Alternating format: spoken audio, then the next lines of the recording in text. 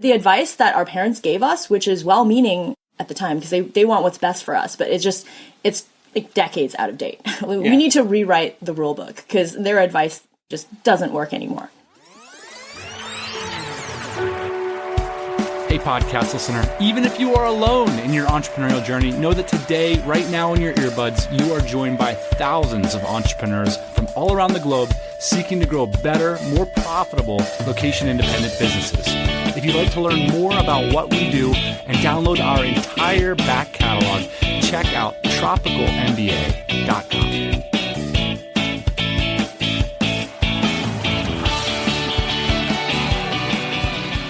Heyo, welcome back to the TMBA podcast. Of course, this is the show where we talk about achieving personal, financial, and locomotive freedom through building a commonly called a lifestyle business. I'm just going to say it. By building a lifestyle business. And on today's episode, we're going to talk about what I believe to be sort of the very first thing that you do in starting a lifestyle business. You know, a lot of people think that that's coming up with a great idea. They think it's quitting their job. They think it's partnering with somebody or getting an investor.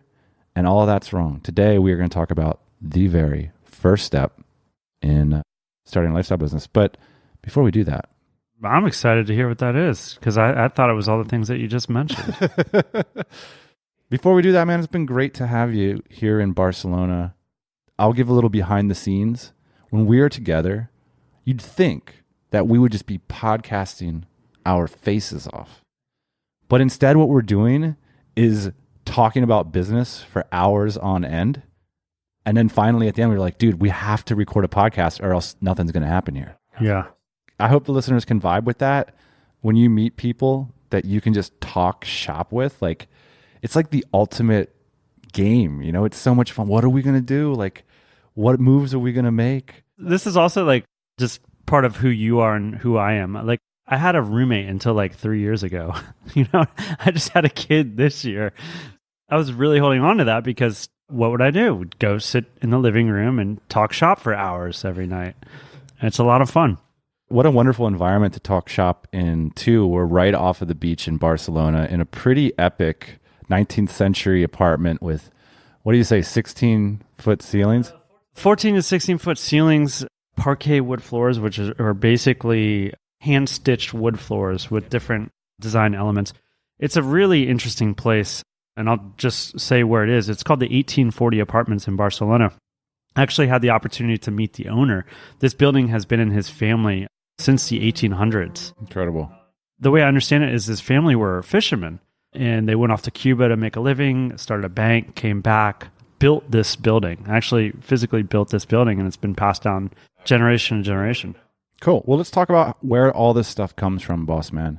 There was a time when, in the not so recent past, that the idea of having this conversation in a city like this was literally unimaginable, or if imagined, painful to do so, because the likelihood that that would ever happen to somebody like us was virtually zero.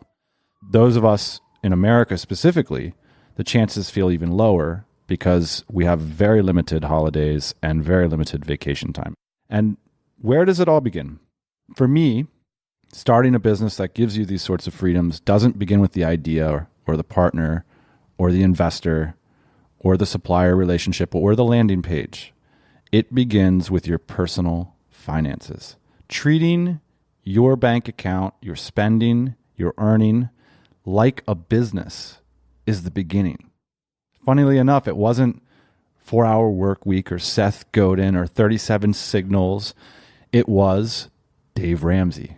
Dave Ramsey, the financial guru, was my guy. That's when my entrepreneurial career really started. You'll have a very hard time starting a business and being able to commit the time and the resources that you need to commit to something that's going to be successful if you're in a bunch of debt, because the creditors will come after you. They'll come after your, whatever it is, your house, your car, your credit cards, and they're relentless, and you'll get buried. And essentially, you're going to have to serve them before you serve your business. Right. If you're in that situation, you will have very limited resources to allocate towards a business. So that's why it's so important to get that kind of thing sorted out. Now, a few weeks ago, if you recall, we played an episode where we presented entrepreneurship and this early retirement community as sort of in opposition to each other, like an evangelical argument. But the reality and the theme of this show is that they're not opposites at all. They're just two sides of the same token. If you want to Google around the web, it's called FIRE, Financial Independence, Retire Early. This whole scene on the internet is fascinating. And after that episode, we went out and we started searching around for FIRE blogs that we felt really had a lot to offer to the community. And we found one that we really enjoy reading, who seemed to have found a very sane balance between the two worlds. My name is Bryce. I write as The Wanderer on our blog, millennialrevolution.com. This is Kristy, my wife. Yeah, and I write as Firecracker on millennialrevolution.com. We're retired. Yeah, we're retired in our 30s and traveling the world. So Kristy and Bryce are Canadians. And what's interesting is that, as their blog name suggests, they are millennials. And so are a good deal younger than some other prominent figures in the FIRE or financial independent retire early space like Mr. Money Mustache. I really dug this conversation, and in it we dig into some of the specifics of Kristy and Bryce investment strategy, how they survived the crash of 2008, and the common mistakes people make with financial planning, and a whole lot more.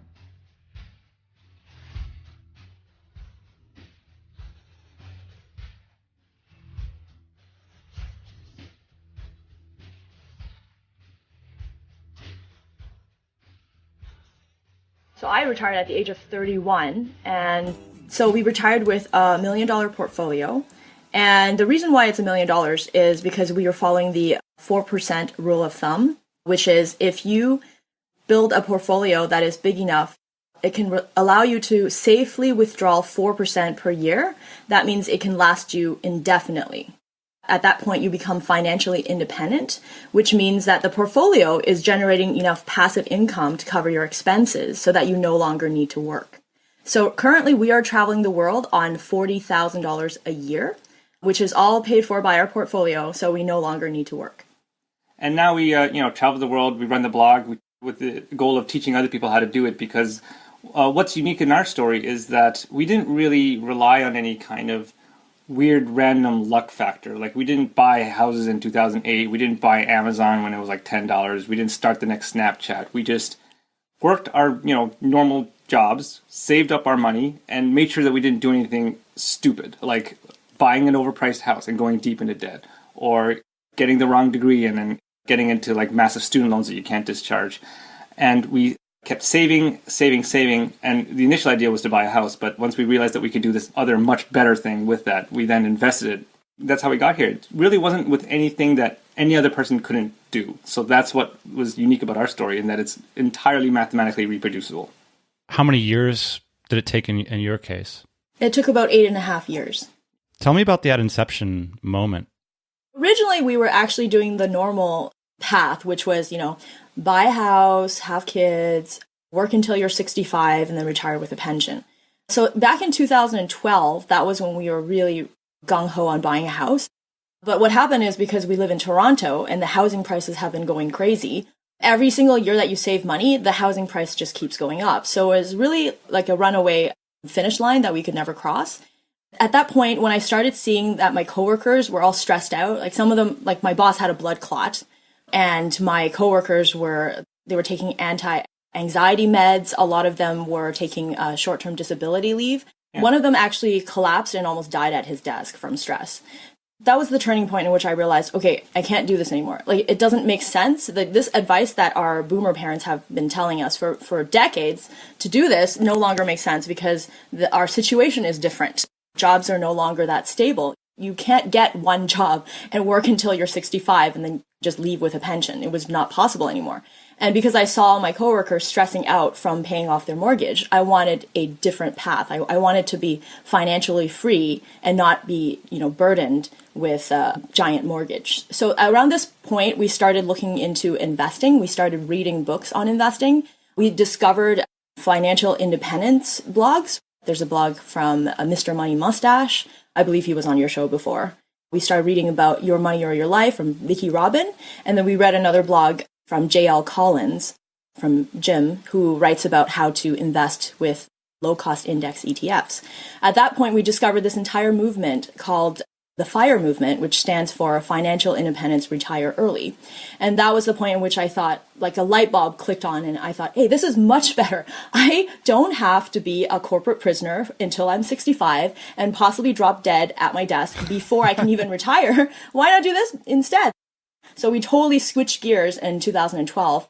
And then we invested everything. And then from 2012 to 2000 and the end of 2014, that was how long it took us to become financially independent once we realized there was a way better goal than our original goal of buying a house and paying off a mortgage. Yeah, all we really did was we just redirected all the savings that were going towards the down payment into an index portfolio instead.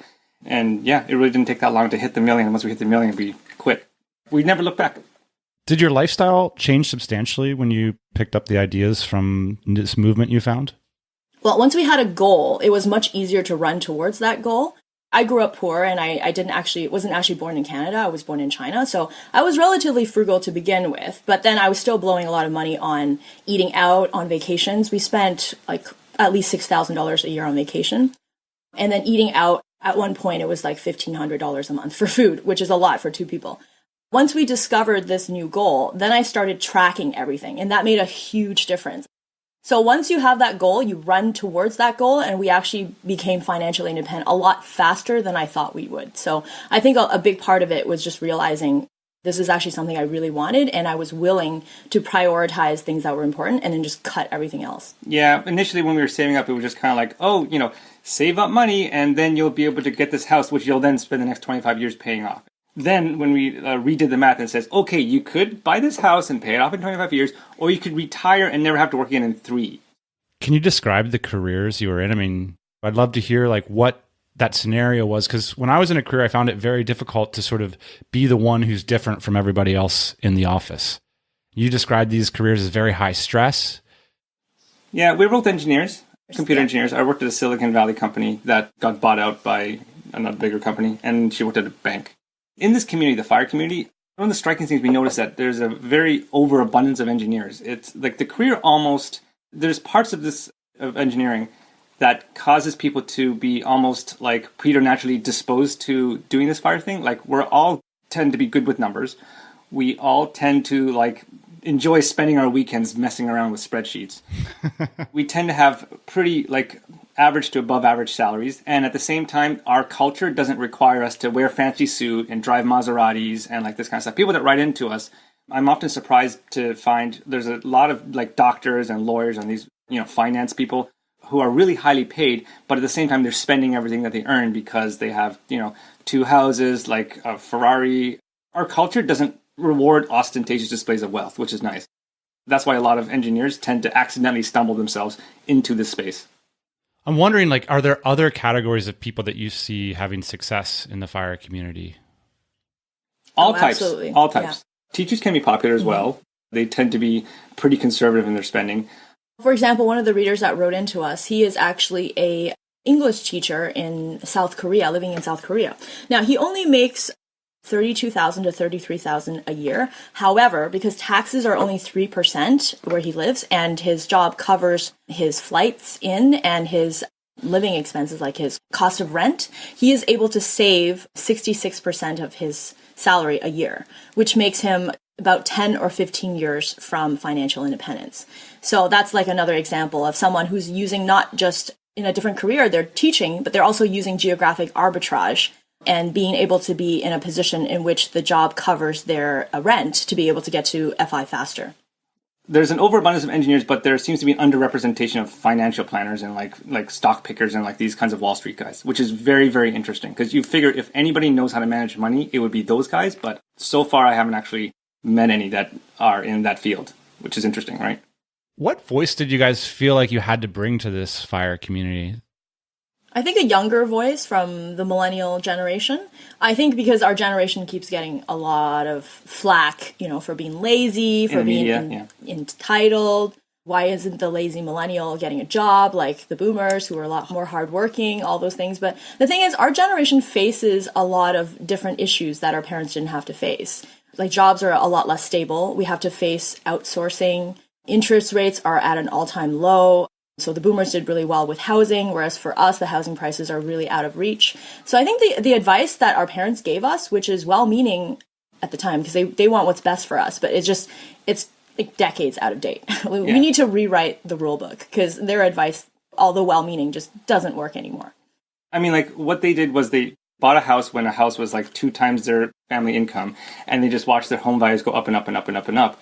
And then, so all they really need to do, which is stay in one place, stay in their employer, and then sell their house at the end of their career, and then you're done.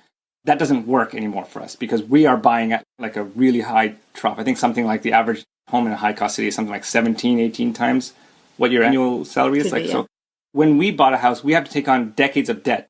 When they did, they didn't have to. There's no point in having loyalty to your employer when they don't really have any intention of being loyal to us, right? I mean, like, we had to deal with layoffs and outsourcing and all this kind of stuff that they just didn't exist back in the 70s and back in the 80s, right? Yeah, you guys have a lot of interesting stances on ownership. Like you have an article called Why Pride of Ownership is Bullshit. A lot of home ownership is emotionally based and not based on math.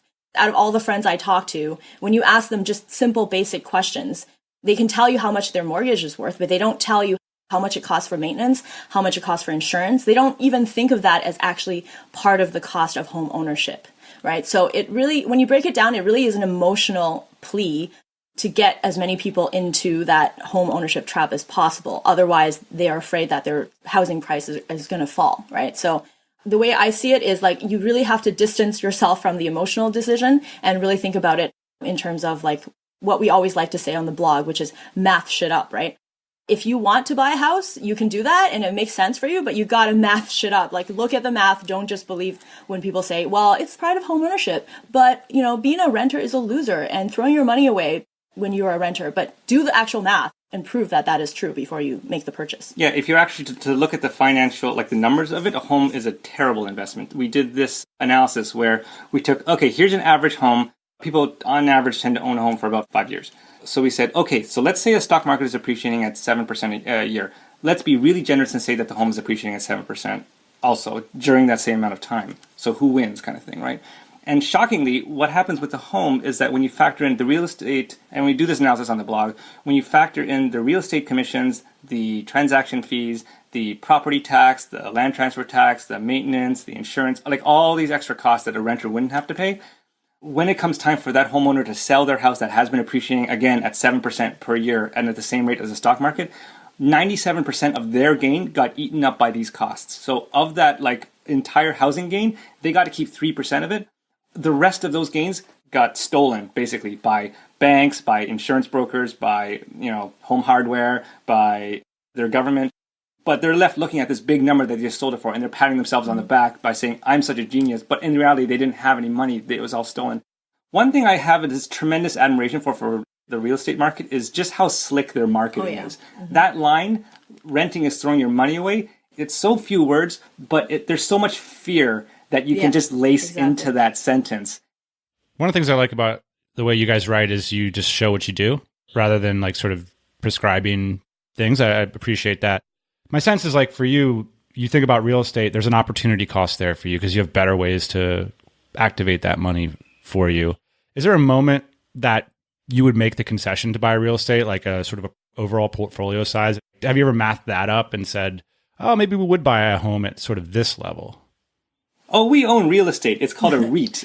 It's an investment trust that owns a bunch of properties like shopping malls commercial properties and office buildings and real estate. And every month they pay us a rental check. It's just a thing that REITs are just something that you can buy inside of any investment portfolio. So people are often surprised to find out, oh, we own real estate, just not directly, because now I don't have to swing a hammer. I don't have to do anything. I don't have to evict a tenant. I don't have to worry about weed grow-ops. Like, I get all the benefits and I don't have to do any of that other bullshit. Plus it's diversified and we can sell it within a day.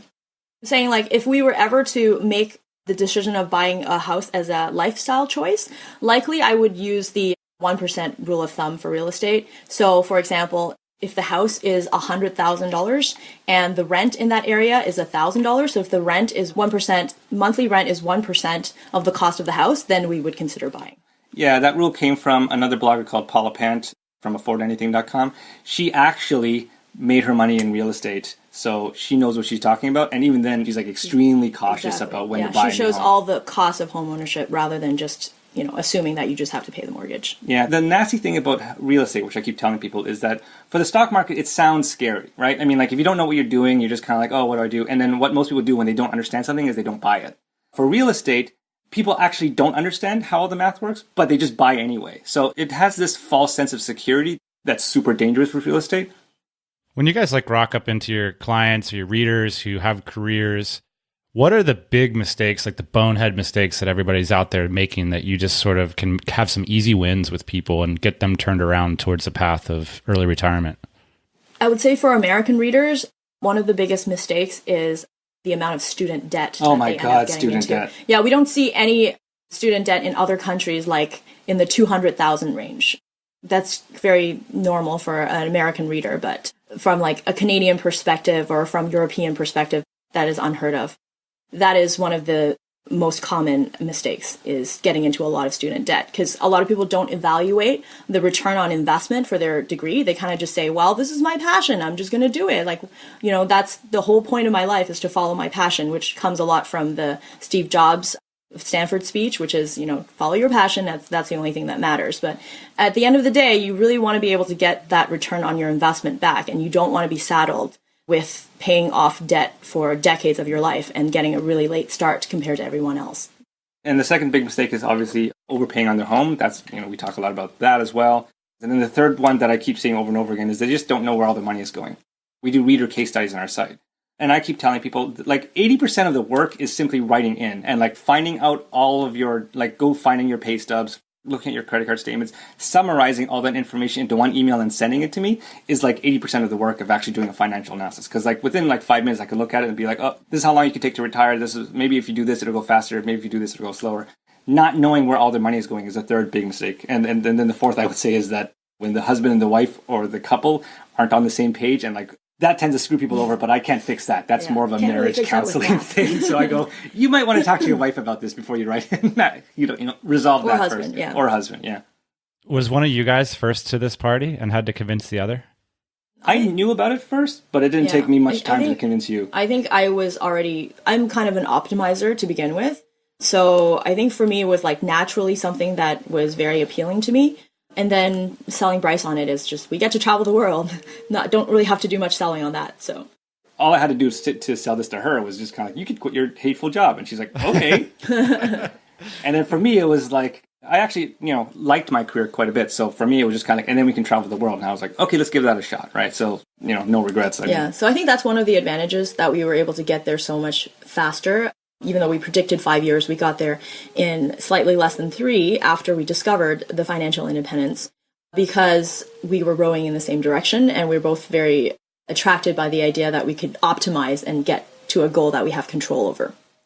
This idea of sort of radically reducing your consumer habits and your lifestyle habits for a decade or more, I think is a really tough one, particularly if maybe the motivation in the first place is that you don't want to have a career for the rest of your life.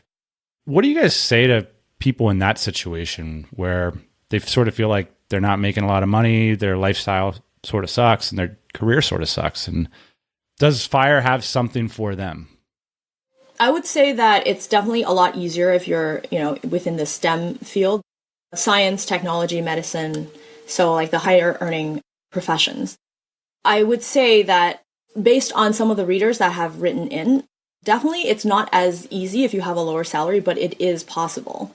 You would have to either find a way to get a promotion and increase your salary, or what some people do is they start side hustles in addition to their existing career, because the side hustles gives you kind of like a killing 3 birds with one stone, in that you develop a new skill, you end up basically creating something that you want to do after retirement, because financial independence doesn't mean you have to quit your job. It's just you have the option to quit your job. So if you develop a side hustle, that's like a passion that you can work on in retirement, which makes retirement even more enjoyable. And the third one is that it helps you not only get to financial independence faster because it develops a second stream of income, it also decreases the portfolio size you need to actually retire. So for example, say you think about like $1 million, that is way too much money. I'm never going to be able to get there. However, if you were actually making or you're going down to part-time, you're actually making income in, quote, quote, retirement, and you're making $20,000, for example, as a freelance writer, and you're traveling the world, then you don't actually need $1 million. You only need enough portfolio to cover half your expenses, right? So $20,000 would be covered by the portfolio, and $20,000 would be your side gig that you've been working on your way to becoming financially independent. So you actually only need $500,000 in terms of a portfolio to generate that amount. So I would say for people in other fields, the option is to start a side hustle and then keep working on that, so that the portfolio is more like your FU money, right? Which allows you to not be forced to actually have a job, but you can actually use that to supplement your expenses in retirement. That's one way to go, which we call like side fire or partial fire. There's actually a term in the community.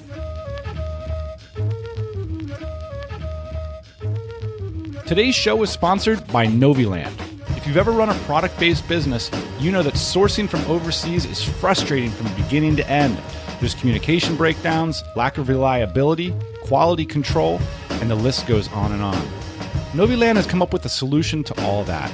They're a US-based, free-to-use e-procurement platform with a wide network of over 2,000 custom manufacturers overseas. They can help you to get factory pricing on a wide array of products quickly and easily. With Noviland, your only point of contact is a US-based account manager who is there to help you solve your concerns. Once you create your free account with Noviland.com, they will take you over the entire sourcing process. Noviland handles everything from finding you the right manufacturer to getting you the best price. They provide samples, sort out logistics, and then keep you up to date on how the order is progressing. To get started, visit Noviland.com now. It takes just 5 minutes to set up a free account and submit a request for a quote. Then the operations team in China will get to work finding the perfect factory for your product. Check it out today. Use the promo code TMBA20 to get a $20 credit added to your account. And a big thanks to Noviland for sponsoring this week's show. So let's get back to the show, because here's where the interview tackles that chasm, or what turns out to be a faux chasm between the FIRE community and entrepreneurs. What frequently enrages what Mr. Money Mustache has called the Internet Retirement Police, or the IRP, is when successful early retirees often turn out, some years down the line, to have other income streams, either from businesses they've set up, or from their blogs, or from courses they are selling. And to their credit, this is something that Kristy and Bryce tackle head on. At first, I thought you think it's just kind of like sour grapes and being like, yeah, shut up, that kind of thing, right? But they do have a legitimate reason for doing that, because what everyone's doing when they go to these finance blogs is, they're doing it to be entertained, and they want to figure out, and they want to see how your interesting life is going, and that's good. But the big reason why people do it is they want to replicate it themselves. So when people start coming up and being able to do side hustles, or their blog grows big enough that they actually an income comes from that, their criticism is that, okay, well, you're not really doing the actual retirement thing, right? I mean, like, you're not actually living off the portfolio, you're living off the blog. And the reason why that's a problem is because it kind of perverts the experiment. You're not really sure whether it works long-term if the person that you're reading isn't actually withdrawing off the portfolio. So rather than actually just like yelling at those people, we actually do address that. We segregate the funds that we manage to make outside of retirement into a separate portfolio that is just used to pay for business expenses or gifts to family members and, non-essential like extra spending that we disclose on the blog when we do that. I don't think we've actually done it yet.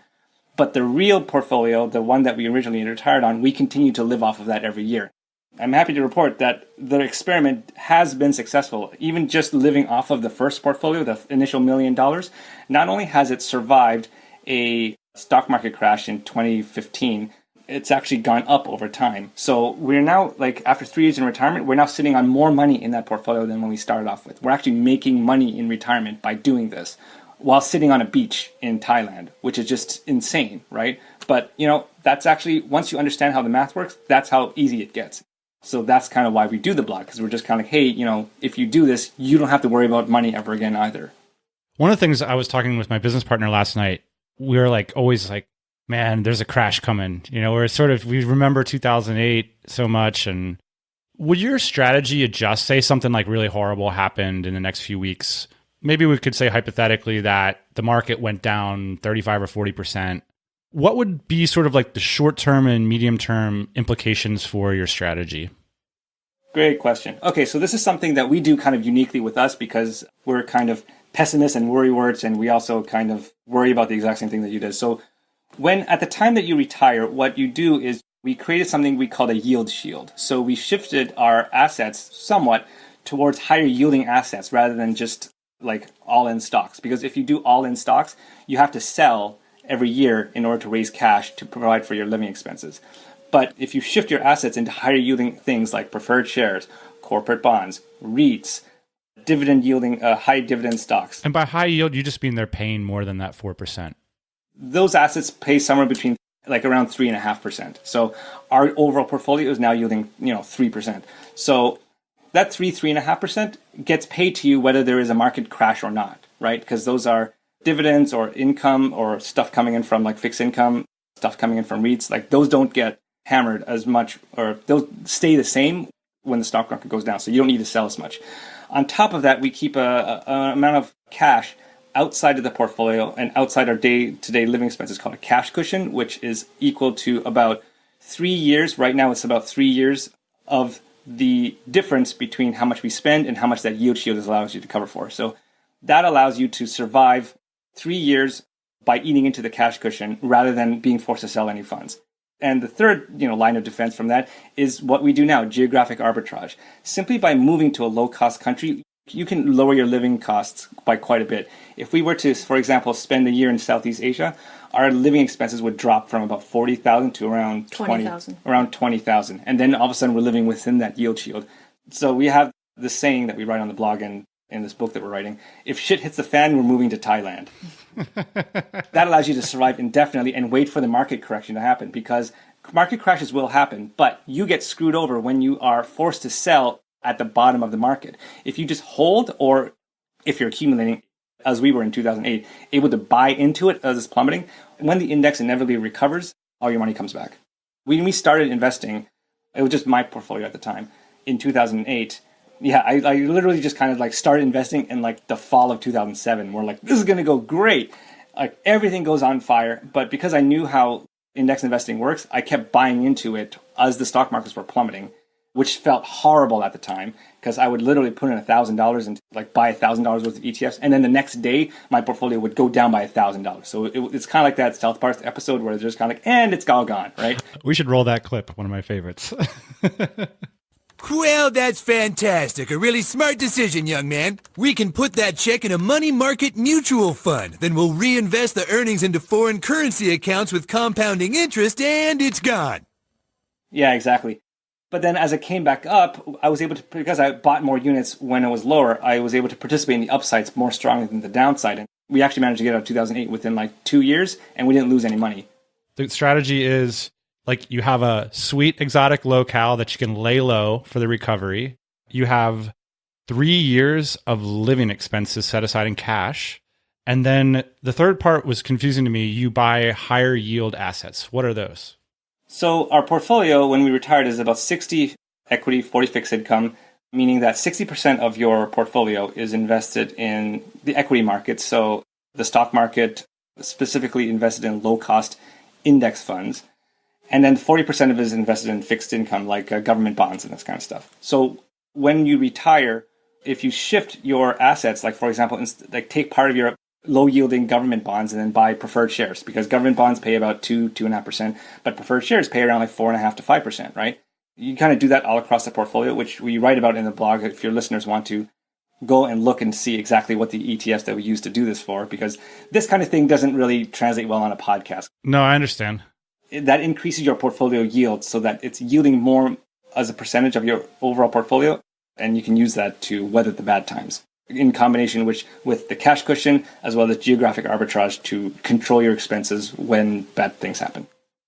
You guys have turned into pretty impressive hustlers, building this new income for yourself and having a new career as entrepreneurs, I think it's fair to say. Now that you're like working out this skill set and muscle, would it have informed your strategy differently had you known about it when you found about the FIRE movement? We didn't plan to do any of this stuff afterwards. Kristy had always wanted to be a writer when she was growing up, but we both went into engineering for the money. So we started doing this whole writing thing, and we've been doing this writing thing as a side hustle while we were still working, not expecting it to make any money at all. And initially, when we first got into writing, we were writing children's book, like fiction books that we went through traditional publishing, and there's no money in any of that. So all of this stuff that happened now, it was a complete surprise, but I don't think it would inform us differently as we were starting off, because being the pessimistic engineers that we are, we have to assume that there's going to be no money that you make afterwards, and to build the portfolio and to build the yield shield under that assumption. So anything after that is just bonus, right? But so all this has been a happy surprise, and we have to be careful not to, we have to be careful to segregate those funds and make sure that it still allows us to test and do the experiment for other people to make sure that what we do really is reproducible. And so far, yeah, it is. What do you think are the biggest barriers to people getting into this sort of thing? I think a lot of it is just the fact that everybody's bombarded with sales pitches from all different angles. Because if you think about it, it's a lot easier to sell you something shiny, like a shiny object, than to tell you, okay, save and invest for the long term, and then in 10 years you'll be able to retire, and in 15 years you'll be able to retire. So I think fighting off basically commercialism is going to be their biggest struggle. We're just bombarded every day with ads, with our friends, and this FOMO, fear of missing out, from all different directions. So it really is just staying the course and having, what I recommend is having a community of people who are interested in the same thing, and that will cheer you on, and that makes sure that everybody is going towards the same goal and not stray from that and then be suckered into all these commercial shiny objects that everybody's being bombarded with. And as a corollary to that, this stuff that we learned about, all this financial independence stuff, we only learned about it because we stumbled across Money Mustache maybe 5-7 years after we graduated. This information that we have now, people that are coming out of university, or people that are getting into university and picking their careers, or college, I guess, that are picking their careers for the first time, they need to know this information, but they're not getting it, right? I mean, people are making decisions, big decisions that are going to affect them for decades later, with no information about how to do that properly. So it's just how smart were you at the end of high school? I mean, how smart am I now? I mean, arguably we're all idiots now, just doing random things. But everyone was even more of an idiot back then, doing random things.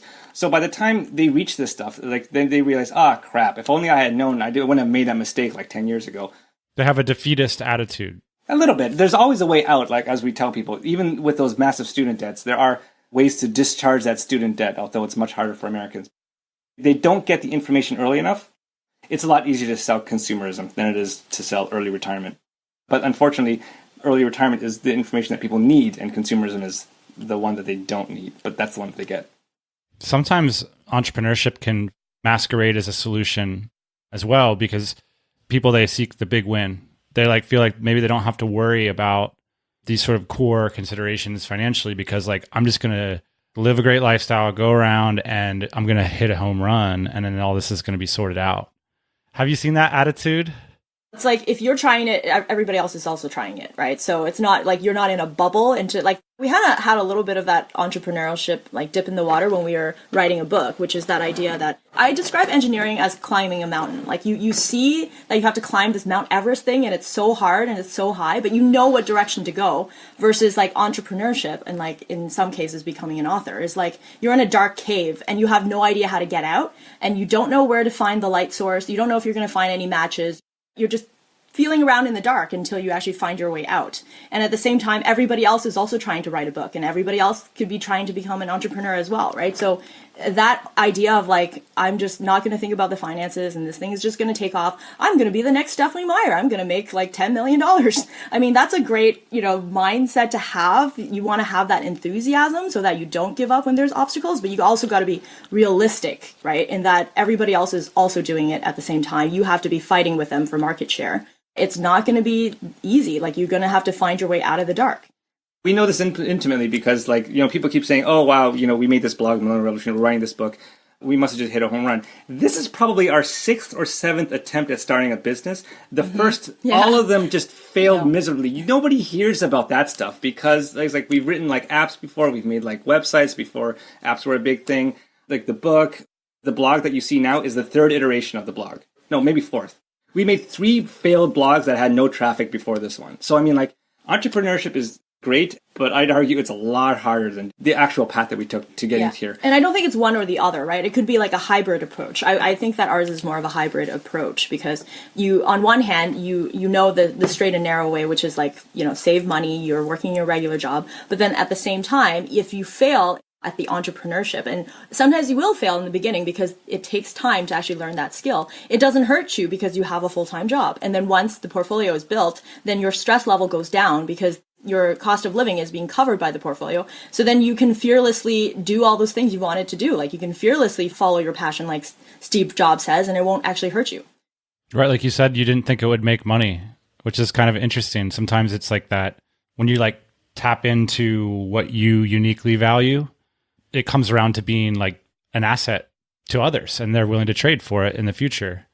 Right. Yeah, that's the strangest thing that's happened afterwards, where it's just kind of like, once we became millionaires and we retired, we just started doing what we thought was the right thing to do rather than what all the investment books started like tell you to do. So like it took away our fear. Like when we were starting up apps and this kind of stuff when we were working, we were constantly like, oh, is this going to take off? It better take off in 3 months. Otherwise I'm not going to. Exactly. Otherwise we need the money to live. Otherwise we need the money. We need the money. But then afterwards, you can just be authentic about what you're doing and then people latch onto that. Exactly. Like we don't have to, we get tons of like sponsorship offers on a daily basis. And usually it's really bad products like credit cards, getting people into more debt. And we say no to all of them because we don't need the money. So it's really just, we don't want anything from you. Like this is how we're living our life. It helped us a lot in getting out of the rat race and reducing our stress. So feel free to copy our moves if you want, but we are not trying to sell you anything. Yeah, we don't need the money. Yeah, weirdest thing. It's like we only found success as an entrepreneur after we no longer needed the money. Then people started just throwing money at us. Where the hell were you guys back then? What have you guys said, or what are you going to say in the book? What have you said on the blog that you get flack for it, people bust you up about it to give you shit, but you're like, nope, this is important. We stand behind it. We're still saying it. Oh, so many things. So many things. Like when our story went live on CBC, it was like one of the most shared articles in history. It was like over 22,000 shares. This happened over the span of 2 days too. So it was basically the article was like, look at this young person retiring. No, it was more like rejecting home ownership and becoming rich as a result. And that does not play well in Canada. Or play really well in Canada. Yeah, depending on how you look at it, where everybody's really obsessed with real estate. So we got over 1,000 hate comments, and I was really surprised because I thought Canadians were known to be super polite. Yeah, Apparently not. Yeah, no. So yeah, like they range from, oh, you must have gotten an inheritance. You will fail in the next year and have to crawl back to work. You are being selfish by traveling around the world. It's just all sorts of hate comments. What we realized is that like now that we've been retired for 3 years, and even like some of our friends and family were, not quite okay with what we were doing. They just didn't understand it. But we found that after being retired in 3 years, like the longer you're retired for, the more confident you become. And then people notice that confidence and they become curious instead of, hating on you. And then what I started to realize is that a lot of that hate is really about that person. It's about them. It's not about you. Like when people say, oh yeah, well, you really need to buy a house, like, even though we're doing completely fine with the portfolio, it really is kind of triggering their life choices and wondering, did I make a good decision by buying a house? All the hate really made me realize that a lot of the times when people are very negative about that, it says a lot about them, not about you. The hate mail plays off of your insecurities as well. It's like, maybe we did make the wrong decision. After 3 years and we've been retired, and not only has our portfolio not gone down, it's gone up. Then, like, now hate mail, we just laugh at it because we're just like, we're here, it works. You're welcome to follow along, but if not, go away. Yeah, right? Whatever, right? Like, the results speak for themselves. Chris, you wrote that you're sort of tough as nails, in part because of your early upbringing in China.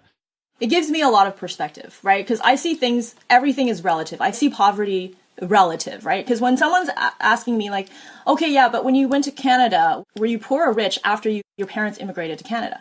I'm like, well, it's relative, right? I mean, relative to everyone else in Canada, we were considered poor. But then relative to, the people that we left behind and the family members we were supporting back in China, we were quite well off, right? So it really is relative. And the thing is, I think growing up in a different country gave me a different perspective. But I'm not going to shit over people who grew up in Canada or the States, right? Because they don't see that. So for them, their life experience are very valid to them. But I would like to show them, this is what it's like for the rest of the world, so that maybe that will help you in some way and help you understand that like maybe your problems can be looked at from a different point of view. Like my parents, whenever I complain about something, it's like, oh no, like, I have to wear these thrift store clothes and my friends are doing much better. Then they're like, let me tell you a story about that time the government shot a family member right in front of my face.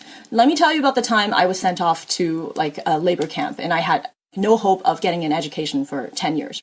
My parents always like to say, like, whenever something bad happens, they're just like, it could always, always, always be so much worse. It actually helps me become more optimistic, right? Because I tend to look down and see like how far I've come rather than look at everybody else who has something better and be like, oh, why can't I be like them? Why couldn't I have grown up like them?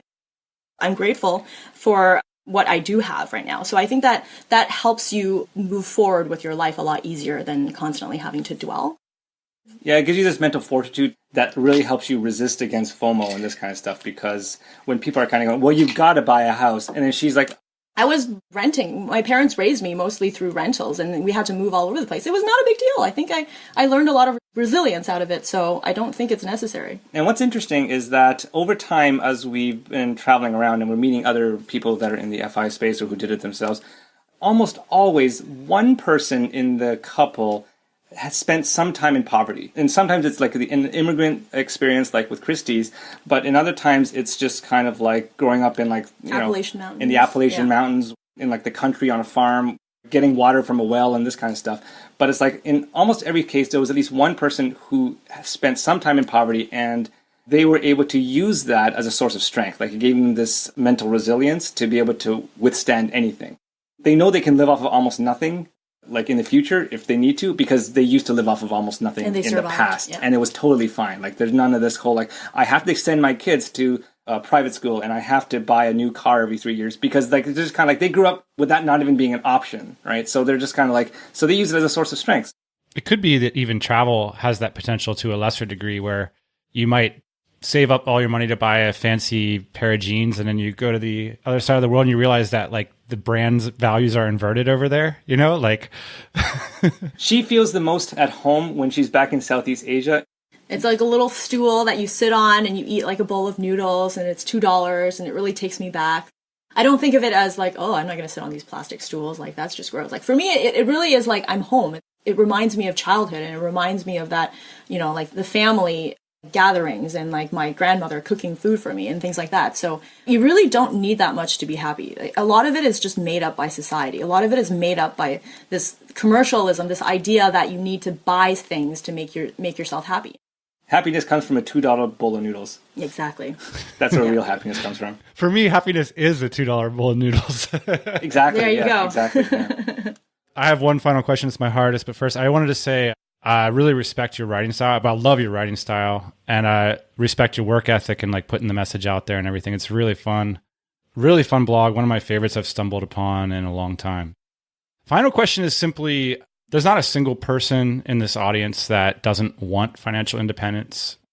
Do you have any parting shots for them? Like something for people on the other side of the fence, a message that might motivate them, or something that they could do to start taking steps in a positive direction? Math shit up. Math shit up, definitely one of them. I would also say like celebrate your milestones towards that goal, because what a lot of people do is like, oh, I got to get to the million, or like I'm never going to get there, and they look at this Mount Everest that they have to climb, and it's really discouraging.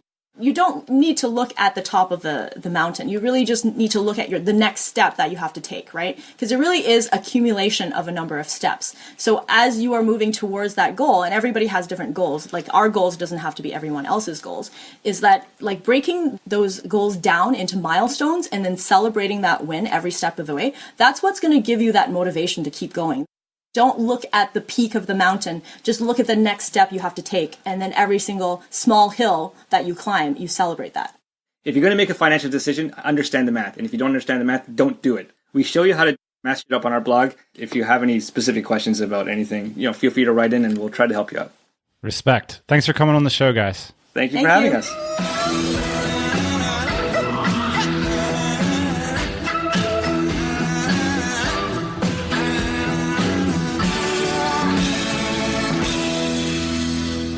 Big thanks to Kristy and Bryce from millennial-revolution.com. I want to get your thoughts on this, boss man, first. I got to say, I am still such an enormous fan of an old school blog.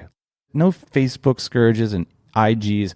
I want to go to a blog and read some like real, legit, thoughtful stuff that informs my actions, that inspires me, etc. And less people are doing it. It's tough. It's expensive. You go to millennialrevolution.com. Like, it's funny. It's smart. At the top, they have like a binge read option, and it's chock-a-block full of awesome content. So big props to them for like, just, I think it's a tremendous service. They're not saying like, do this, do that, now I'll take a nap. They're saying like, this is what we're doing. Take a look at it. You know, it's pretty cool. So kudos to them. Let's talk a little bit about your thoughts with the FIRE movement, man. What can entrepreneurs take from this? What we talked a little bit about at the top of the show, which is everybody needs to be in control of their finances. You know, everybody needs to know their position on the board and where they want to move and how they're going to get there. These strategies, you know, whether it be through business or through making 4% or whatever it is, like those are strategies for, I think, sustainability in terms of the lifestyle and in terms of making sure that your spreadsheet is going to look good for the next 30 or 40 years. It's also the first step. I really believe that. You know, that was what we laid out a few weeks ago. Is like step one. It's not a business idea. Step one is figuring out your financial life, figuring out your spending habits, and figuring out whether you're going to be in the black at the end of the year. And if you're going to go into the red, why? You know, have a good reason for it. A lot of us, the reality is we're going into the red because we hope something changes. And the only thing that changes is your mindset on this financial stuff. Like, you're going to turn that around if you start looking at it. What's not going to change it around, honestly, what I think a lot of entrepreneurs are waiting for is like a moment. They're waiting for a cash influx. They're waiting for to sell their company. They're waiting for something to change. Nothing is going to change except your willingness to look at this stuff and turn the boat around and get it to the black. Yeah. You know, I got the critique. We're having a financial conversation the other day with one of our friends. I was going through his business and I was like, oh, this is crazy. I can't believe you're spending this much here and this much here and this much here. And it amounted to a lot of money, but the business is quite substantial.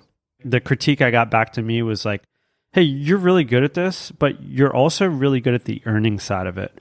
So what if you put in all this energy, Ian, that you have picking apart these P&Ls and balance sheets and actually focused on top line, right? And actually creating.